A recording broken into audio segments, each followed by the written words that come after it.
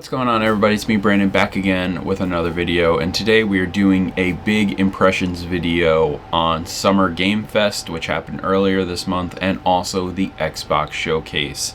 I watched both of these events and I took some notes, so I just want to go ahead and talk about everything that I found pretty interesting. The whole showcase for Xbox especially I thought was phenomenal, maybe even their best showcase ever. This is where they needed to cook, and they cooked. They have a lot of really great games, and I think Summer Games Fest also had some cool surprises, but overall I wasn't really too crazy about a lot of stuff shown there. But we're going to start with Summer Games Fest, and then we're going to do the Xbox after the Summer Games Fest. So again, we're talking about only a couple things that I found interesting. We're not going to talk about the entire showcase. We're just going to do similar to what I did last year, where we're just doing some of my favorite highlights of the event, and same with Xbox. So let's get started. So starting up on the Summer Games Fest showcase, the game that started it off was Lego Horizon. This is coming to the Nintendo Switch and PC day one. This is the first Sony game that is going to be day and date on a Nintendo platform and also on PC. This is a big deal. It's also really interesting just to see the Horizon franchise in Lego, and I think Guerrilla Games is making this, not TT Games, so it's going to be really interesting to see what they do. The gameplay style looks really fun and different, and I hope to actually get into Horizon this summer. I really want to try and make some time to get into Zero Dawn, hopefully within the next month or so. So Lego Horizon looks really cool. Excited that's coming to Switch and PC. Up next, we have Black Myth Wukong. This is a game that we saw a couple years ago, and this looked unreal. This game looks really next gen. The graphics, the gameplay, everything about it looks so crazy, and I'm really excited to see what happens when this game comes out later this August, in a couple months, honestly. There was a big Street Fighter 6 announcement for Season 2 content, and this was a huge one. We are getting SNK crossovers with Terry and Mai. Some of the favorite SNK fighting game characters are coming to Street Fighter 6, and we're also getting Street Fighter favorites of Elena, and M. Bison actually is returning. And Street Fighter 6 is an awesome game. It's a game I wish I had more time to go back and play, because I do think about it really often. I haven't even played a lot of the Season 1 characters. Like, I haven't played as Ed yet, and I think there's like another Akuma came out too that I haven't even had a chance to play yet. So I'm a little behind on Street Fighter 6, but I love that game so much, and Season 2 just makes me want to dive right back in. Dragon Ball Sparking Zero, I think, is the game that every Dragon Ball fan wants. It's the Tenkaichi 4. It is the answer to everybody's hopes and prayers for years that we would get a proper sequel to Tenkaichi 3, or just another really good Tenkaichi game, and that is in Dragon Ball Sparking Zero. We're getting a crazy vast amount of characters to be playable, and even the season pass, I think they said, is going to be like 30 something characters on top of the 100 or whatever that are going to be in Sparking Zero at launch. It's going to be a crazy game. It's a day one purchase for me. I cannot wait. It looks like it is a tribute and a love letter to everything that Dragon Ball has been, and even the games and stuff that is incorporated over the years. This is the game for Dragon Ball. Everybody wants this game. If you're a Dragon Ball fan, there's no doubt about it. It's going to be awesome. Fatal Fury City of the Wolves was a really cool thing to see. Now, I love Garu Mark of the Wolves. That's a great SNK Fatal Fury game, and I played that game a lot actually when the Switch came out. They made a digital port of it, and I picked it up and I played so much of that game. The pixel art is beautiful, the fighting is awesome, I love the gameplay, I love the art style, and to see that series come back and look as good as it does, I cannot wait to see more of Fatal Fury City of the Wolves. Up next is probably my favorite game of the entire showcase, and that is none other than Power Rangers Rita's Rewind. This game is a dream come true for me. It's a new style beat 'em up with beautiful inspiration from Space Harrier, and it looks insane. There's on-rail sections where you're in, roller coasters, and then there's like Space Harrier levels where you're playing as the Zords running through the levels. You're on, your motorcycles and all this other stuff, and the action looks insane. This is a dream come true. The gameplay looks wild. And when, Power Rangers Rita's Rewind comes out, I'm definitely going to be covering it on the channel, and I cannot wait to dive into that one. That game looks phenomenal.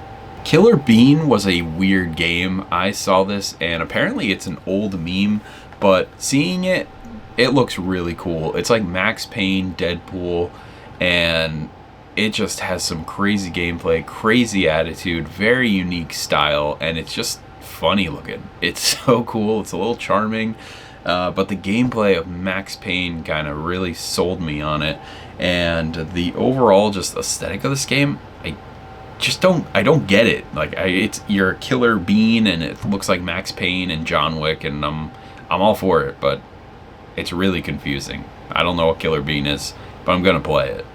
Sonic and Shadow Generations was a game that I was looking forward to. I think this was announced prior to this event, but because it was announced in, I believe, the game show or the Game Awards, and I'm really looking forward to it. I think it's going to be cool to see and play Generations again. I played it like a year or a year and a half ago, and the game still holds up. Now I'm ready to have it more optimized, especially for the Steam Deck and stuff like that, but now you have Shadow to play as, and Shadow is an awesome Sonic character, as the Sonic fans know. But there's also a really cool pre-order bonus with Sonic Shadow Generations, and that is a Sega Dreamcast Sonic skin, and I'm going to be using that because I cannot wait to try that out and just see how it looks.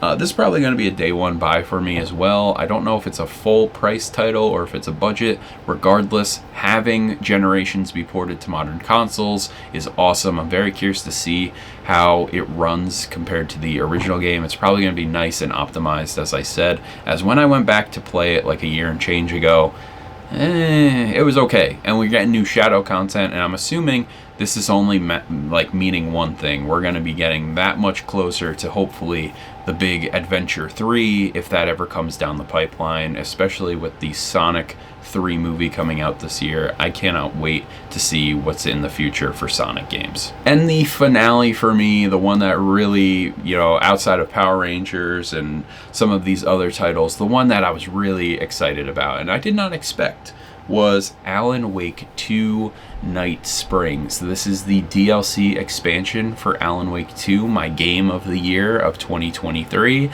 and I couldn't be happier. You play as 3 characters that we are familiar with through Alan Wake 2, and I cannot wait to dive into this DLC. I still haven't had time to, but I hope within the next month I can go ahead and play through this DLC. This is also the moment where we are getting the crossover with Control and Alan Wake in an Alan Wake game, and I cannot wait to see what happens next and where this goes from here. Alan Wake 2 is a masterpiece, and I still think about that game all the time. They also announced a physical edition, so if you are a physical collector, or if you want to support Alan Wake even more, you can go ahead and buy collector's editions, limited editions, and that is actually a thing now, which is really cool. I may actually buy one of the collector's editions. I cannot wait.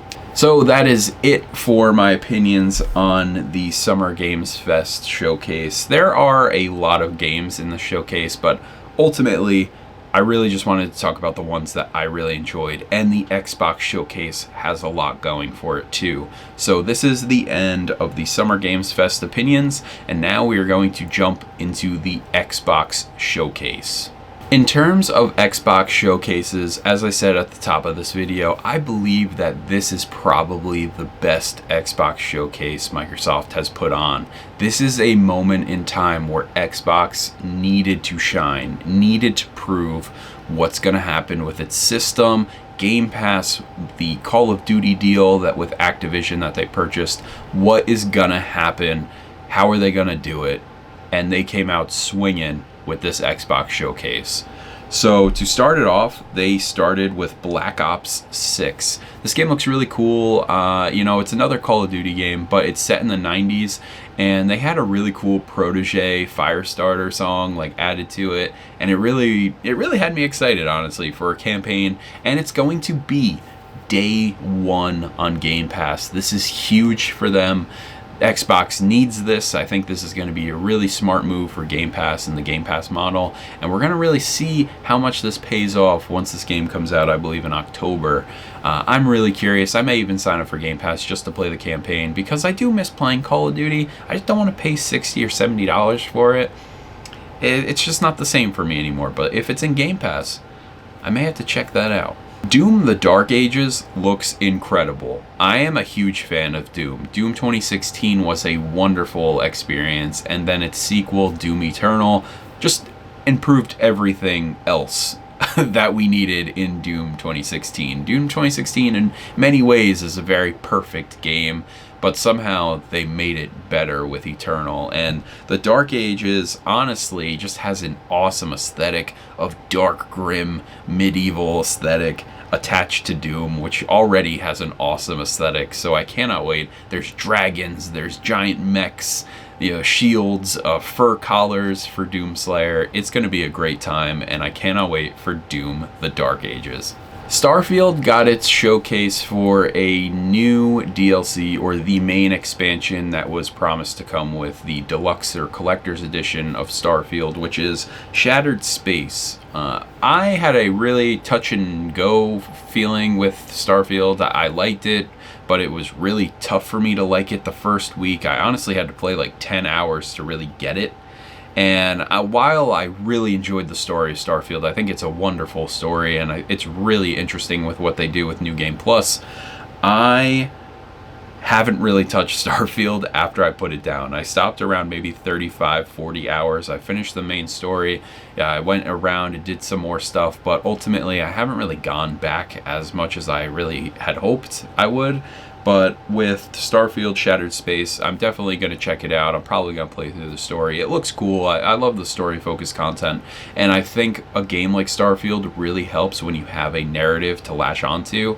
As I've said with Starfield, I think this is the first Bethesda game where I highly recommend, if you're a new player, please play the story, because it helps you get through and understand all of the components of Starfield.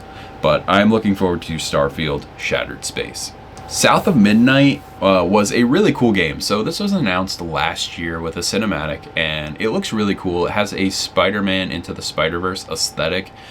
I didn't expect this game to be a hack and slash, and it kind of reminded me of like a PlayStation 2, original Xbox and GameCube era game, which is awesome. That's my cup of tea. It's like a platformer, a hack and slash, so like a DMC mixed with like a Sly Cooper, Jack and Daxter kind of feel.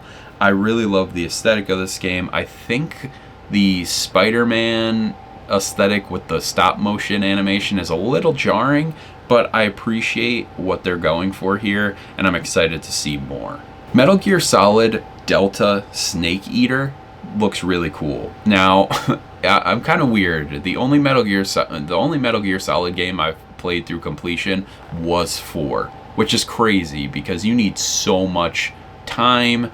You need so much understanding of the series, but thankfully, Metal Gear Solid 4 really holds your hand and kind of paints the entire picture when you play that game. Now, obviously, if you play the games, it helps you with, what's going on, and you'll understand everything, but they do have like a cool memory thing that pops up when you play MGS4 that really helped me out and grasp the picture. So, I'm really excited to dive into the series, but I want to play the originals first. I want to buy the Metal Gear Solid collection maybe during the summer sale and play through it this summer, play the first 3 games, and maybe have time to play Delta in the fall. If not, I will get it sometime down the line, but I definitely want to play the original Snake Eater before I play Delta. Perfect Dark was finally showed off. Now, we saw a cinematic trailer for this a long time ago. I want to say maybe 4 years ago. But this gameplay looks insane. Joanna Dark is back with an amazing gameplay. It looks like Mirror's Edge, Splinter Cell. You know, it looks so cool. Tactical espionage, almost like a Deus Ex flair as well. I really liked it. There's wall running, there's parkour, and it just looks really neat. There's an awesome sound effect. You know, Joanna looks really cool. She has the red hair, so they're following either maybe the first 2 games, or this is just a full-on reboot. We will see, but it looks really cool, and I'm excited to see more from Perfect Dark. The game really surprised me.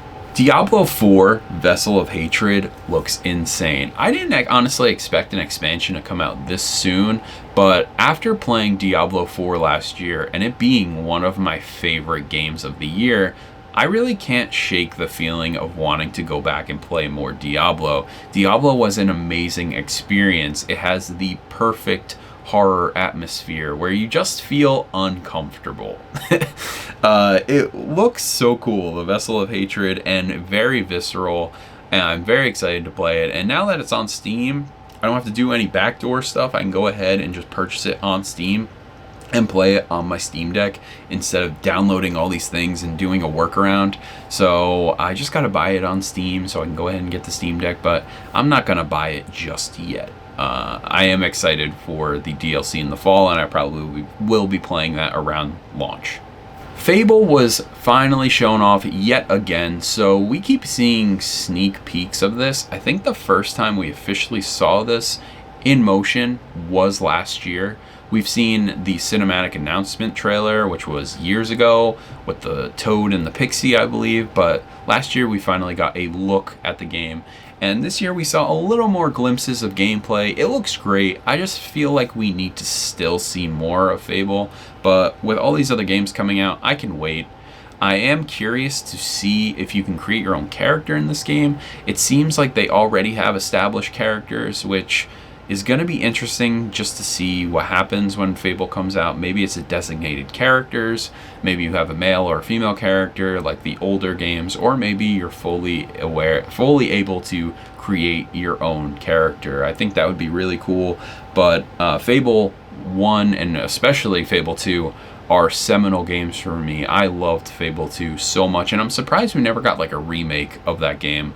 But with the Fable remake or reboot, I'm looking forward to seeing what Turn 10 does, or Playground Games does with Fable. It looks really good so far. There's also another game that came out that looked really cool, which was Fragpunk.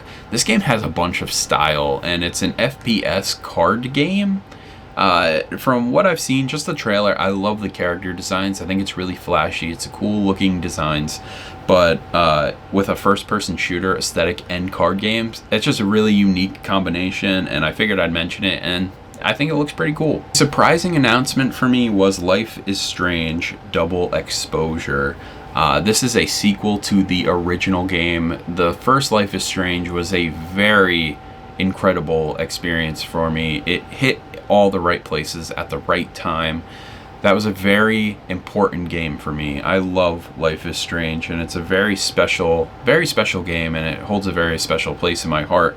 But I never expected to see Max again, and in Life is Strange Double Exposure, that is exactly what's happening. We're getting another adventure with Max, and I'm curious to see how she's handled, how everything's going, what is happening, what does the people around her say, you know, how is she? It's very interesting. I haven't had the chance to fully play through Life is Strange 2 or Life is Strange True Colors, but I intend to play those before I revisit Life is Strange with Double Exposure.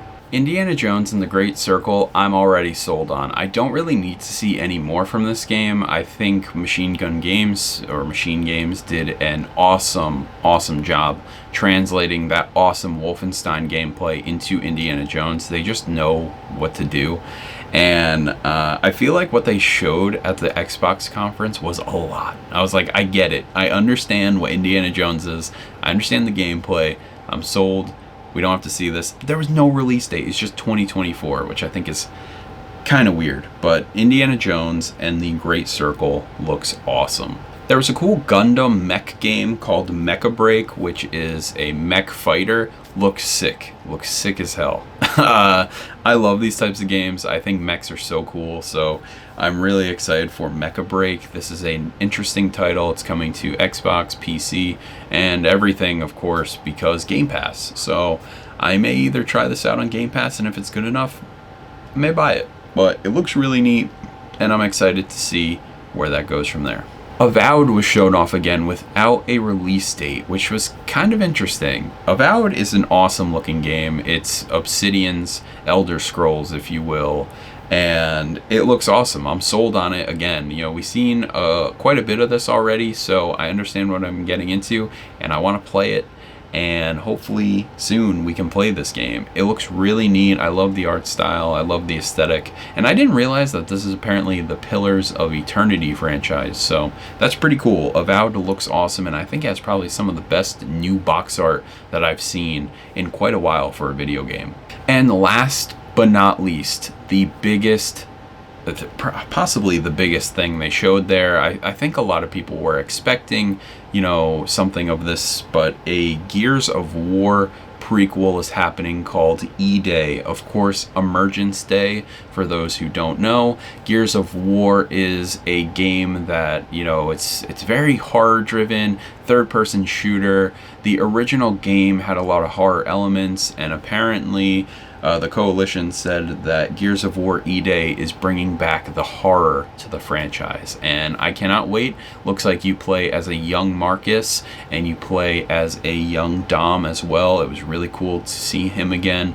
This trailer delivered. They played the Mad World song, they had a little couple keynotes there, and they set the tone of what we can expect in Gears of War E-Day. I'm surprised they didn't do a Gears of War collection. I think a lot of people want that, myself included, for PC, maybe even the PlayStation, for, you know, all of the stuff that has been happening lately. I think a Gears of War collection on PC would be huge, and I, for one, would definitely buy that. But that's it for all of my impressions on these game announcements. There was so many this past month, and this whole past month, I lost track of just making videos. I really did.